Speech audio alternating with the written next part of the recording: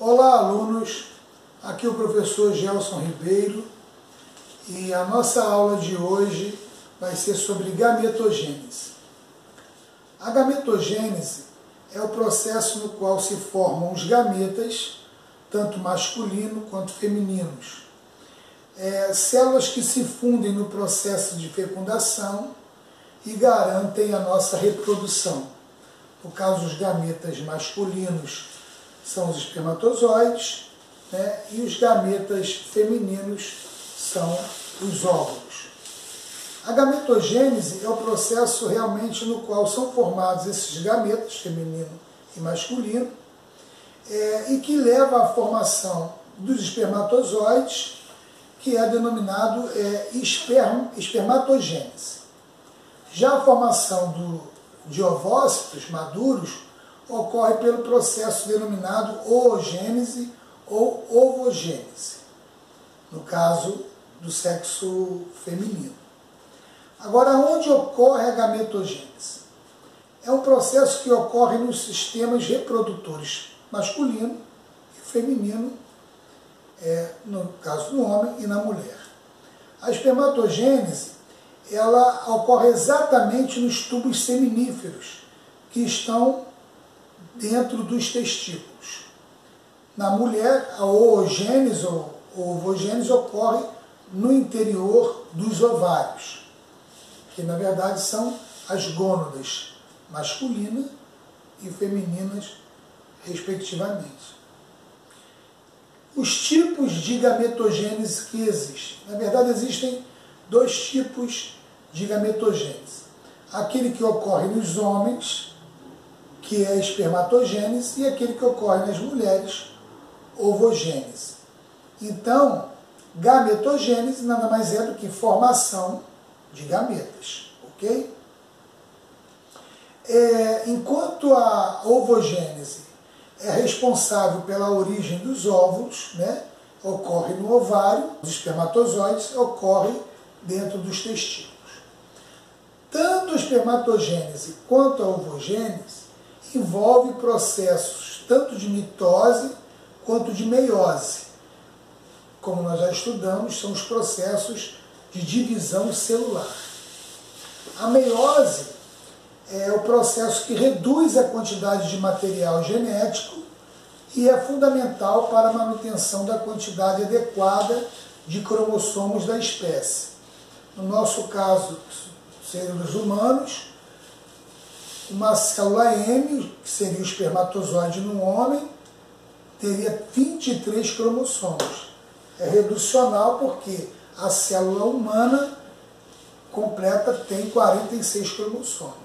Como os gametas masculino e feminino fundem-se durante a fecundação, devem possuir então metade dos cromossomos da espécie, para garantir a diploidia da espécie, né? E para que ela seja novamente restabelecida. Ou seja, é preciso que eu tenha 23 cromossomos na célula masculina, célula sexual, gameta, e 23 na célula feminina e na masculina. Ao se juntar no processo de fecundação, 23 com 23, vai me dar 46, que é o número de cromossomos da espécie humana. Tudo bem? A ovogênese é o processo dessa formação de gametas femininos que leva à formação do óvulo. Esse processo ocorre no interior dos ovários e demora, anos para se completar. Os ovócitos imaturos, eles iniciam seu desenvolvimento ainda na fase embrionária. Porém, seu completo desenvolvimento ocorre apenas na puberdade, quando o ovócito secundário é liberado. O que a gente quer dizer com isso?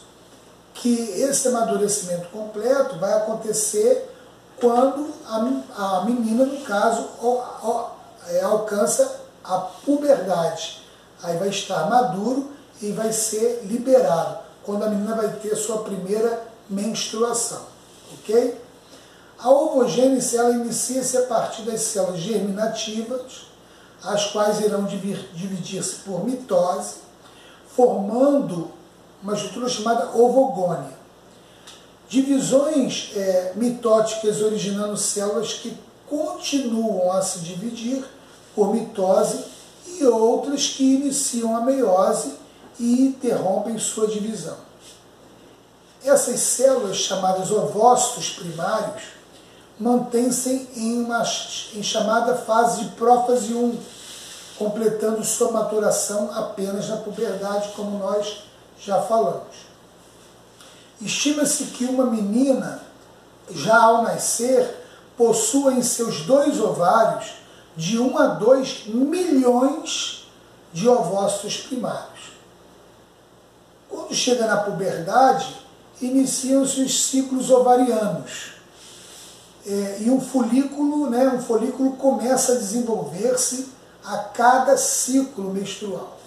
O ovócito primário, estimulado por fatores hormonais, completa a meiose 1, formando 2 células filhas de tamanho desigual, o ovócito secundário e o primeiro corpúsculo polar.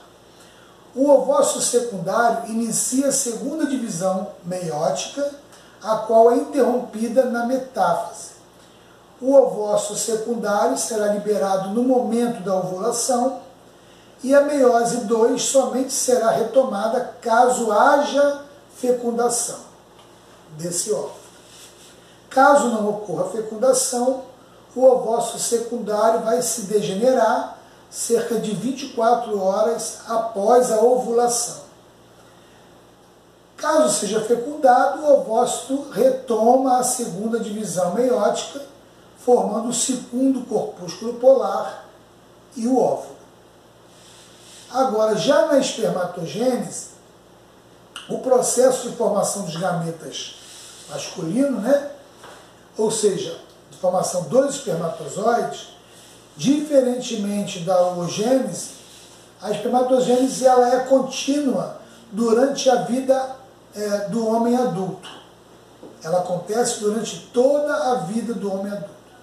Esse processo ocorre nos túbulos seminíferos, os quais estão enovelados no interior dos testículos.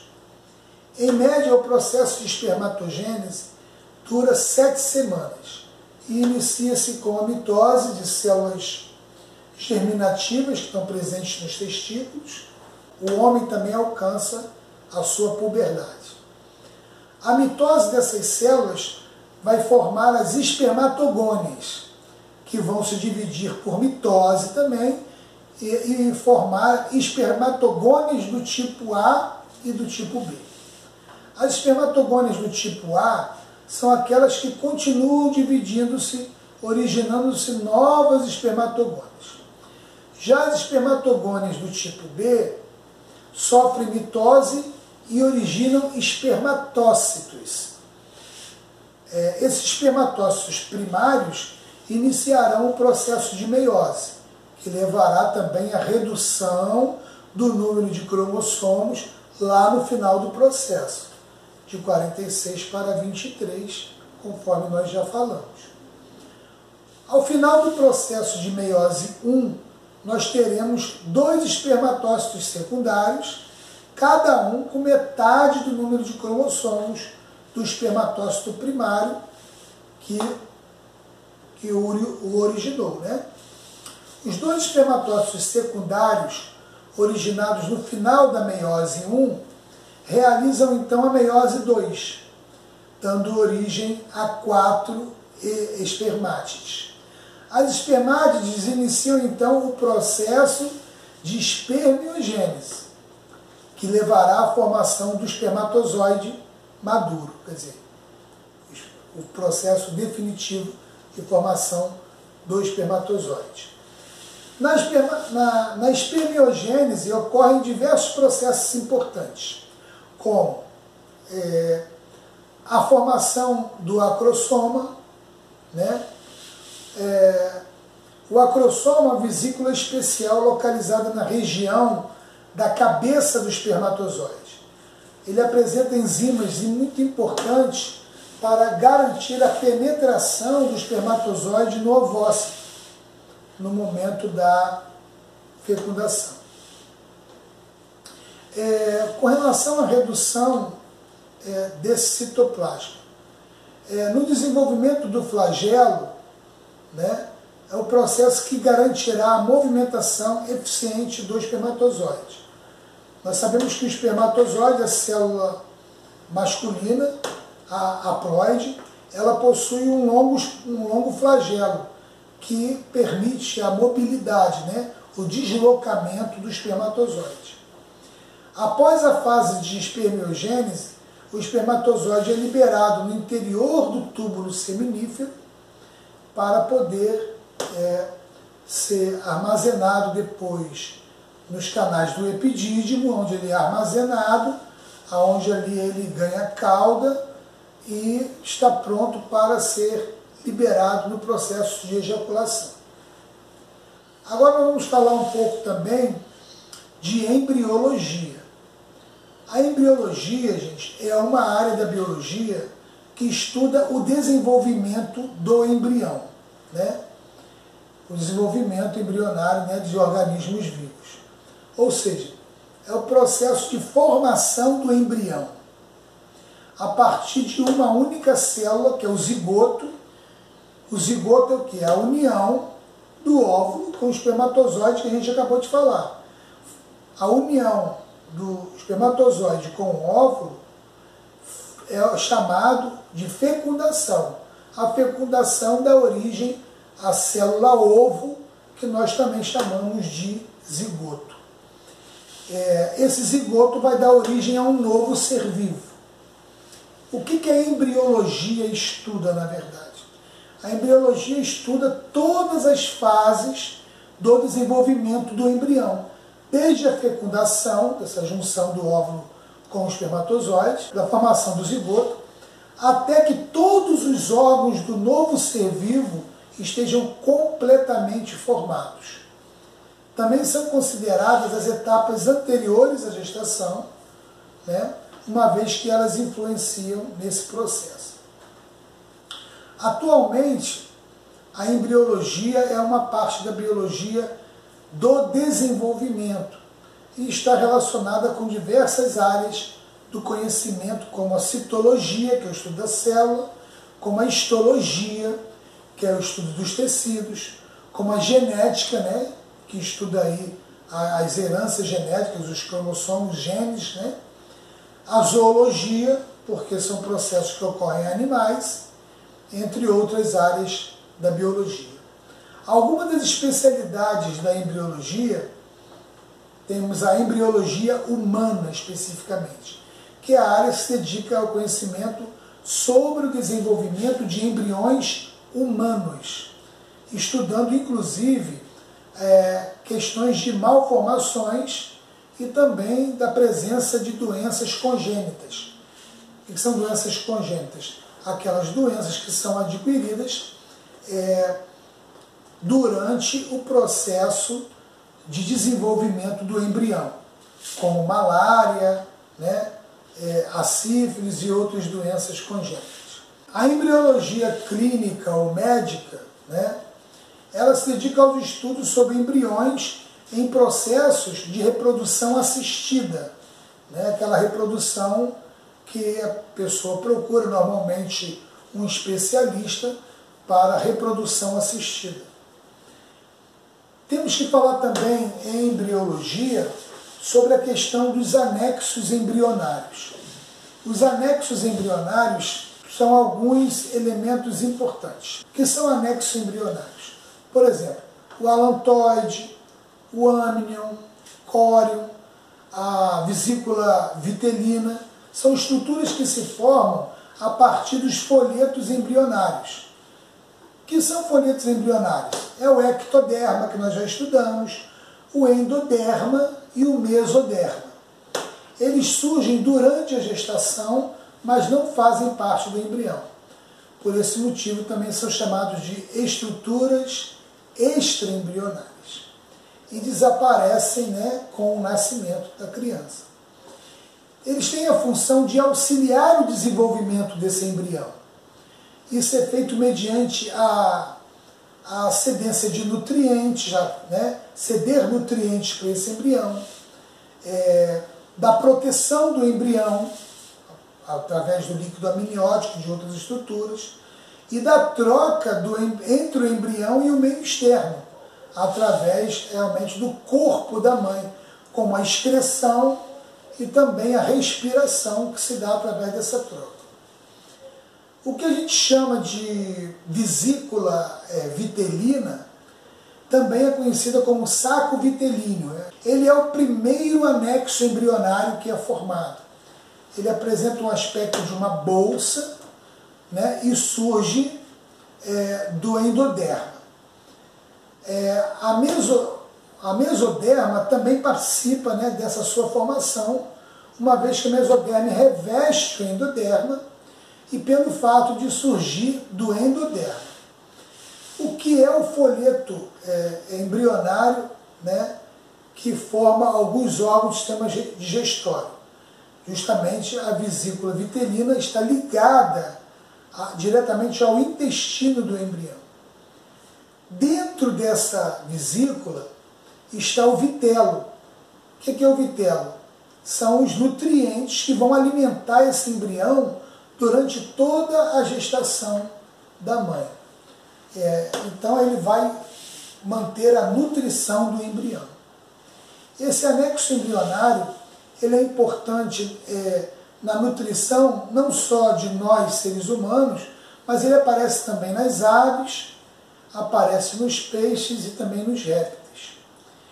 Lógico que nos mamíferos a sua função é mais reduzida, pelo fato de que nos mamíferos, a placenta, mamíferos placentários, né, a placenta acaba assumindo esse papel.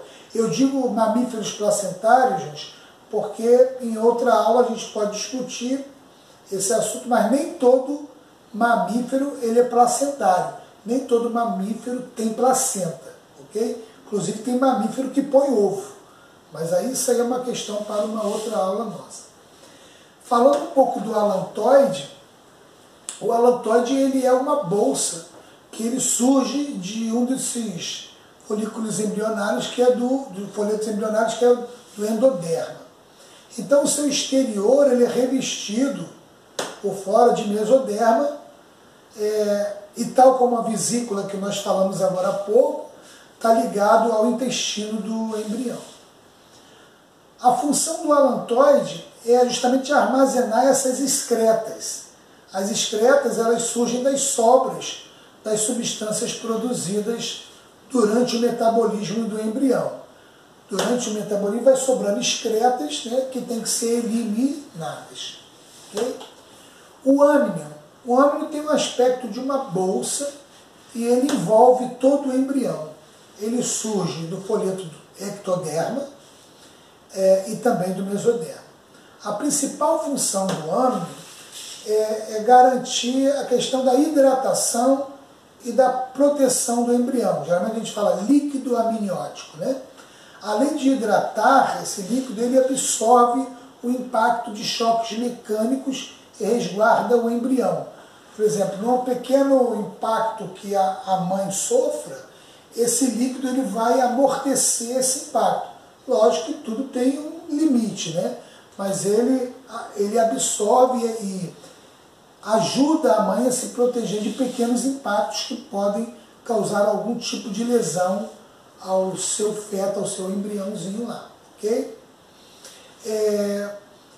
Justamente para que ele não sofra, né, deformação, né, por aquilo que a medicina chama de aderência, né?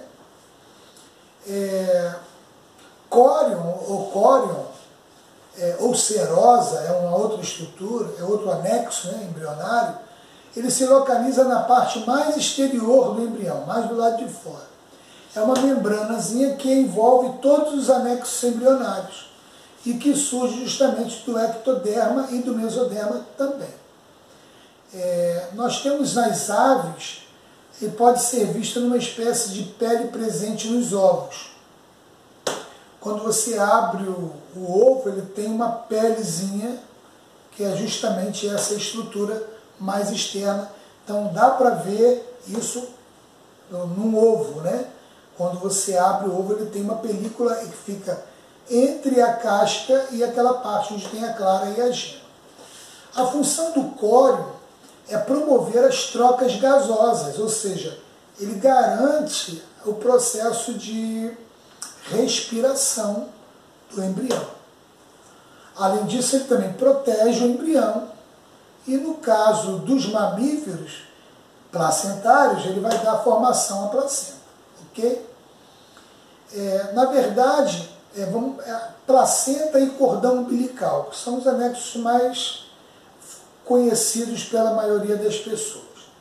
A placenta e o cordão umbilical também são anexos embrionários, mas que estão presentes apenas nos mamíferos, né? Outros animais, como peixes, aves, que nós falamos aqui que possuem outros anexos, eles não possuem nem placenta nem cordão umbilical. Isso é uma característica de mamíferos. A placenta é um órgão formado pela associação entre tecidos maternos e tecidos embrionários, ou seja, tecidos do embrião mais tecidos da mãe, que formam a placenta.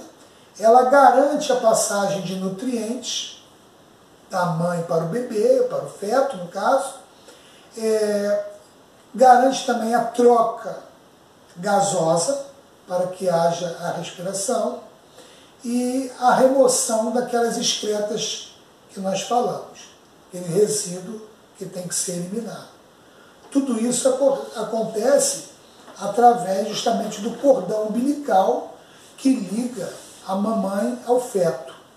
Lembrando ainda para vocês que toda a circulação do feto é independente da circulação da mãe. Existe a circulação do feto e existe a circulação da mãe, que elas funcionam de maneira independente, tá bom? Então essa foi a nossa aula de hoje. Eu espero que vocês tenham aproveitado o conteúdo e até a próxima aula. Não se esqueçam de dar o seu like, se inscreverem no canal e comentarem as suas dúvidas. Um grande beijo e até a próxima aula.